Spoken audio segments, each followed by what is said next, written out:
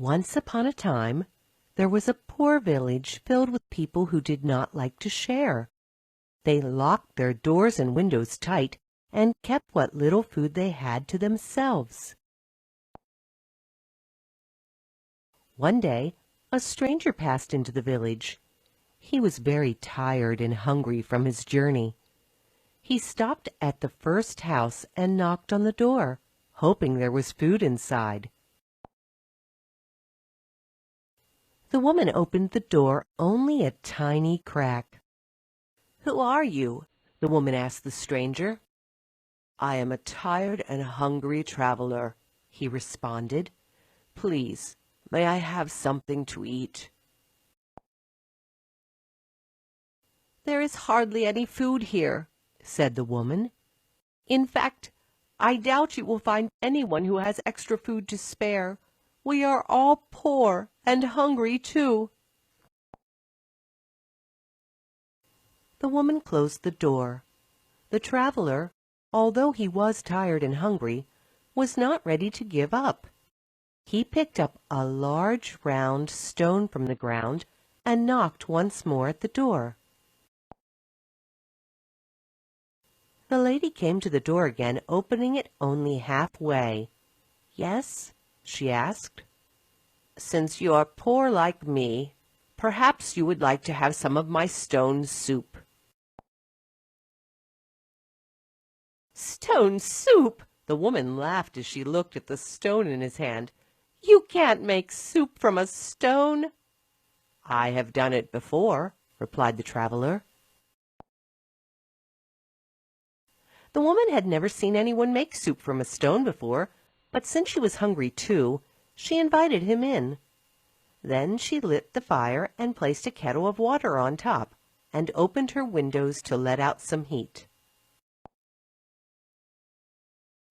The traveler placed the stone inside the water until it boiled.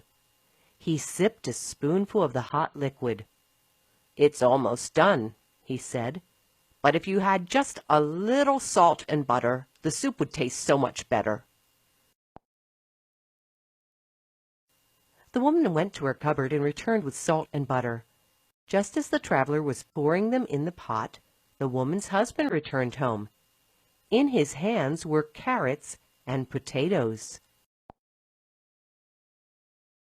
"What are you making?" said the woman's husband. "Stone soup," replied the woman and the traveler. "Impossible!" shouted the husband. "It's almost finished," the traveler assured the husband as he tasted another spoonful. "But it would be nicer if we added some carrots and potatoes." Also hungry, the husband agreed and dropped the carrots and potatoes into the pot. Soon the smell of the soup drifted out of her house windows and down the lane. One neighbor, who usually stayed inside, wandered out and followed the smell all the way to the first house, where he heard them talking about stone soup.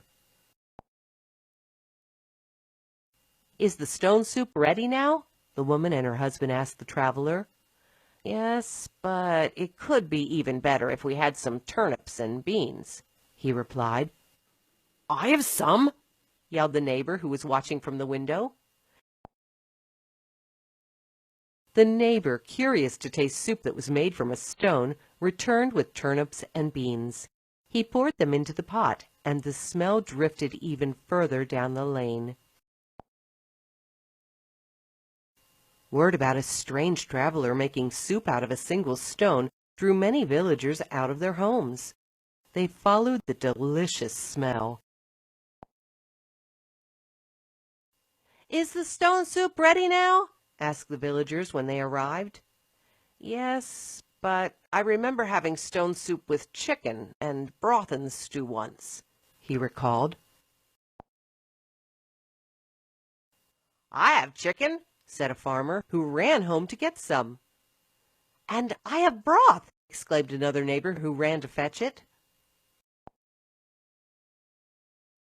The farmer returned and placed pieces of chicken into the pot. When the other neighbor added the broth, the pot was so full it almost spilled over. The traveler lifted a spoon to his lips and tasted it. "Perfect!" he exclaimed. Then he served a bowl of stone soup for every single one of the villagers to taste. "It's magic!" the villagers cried out, seeing how much soup he had made. "Delicious!"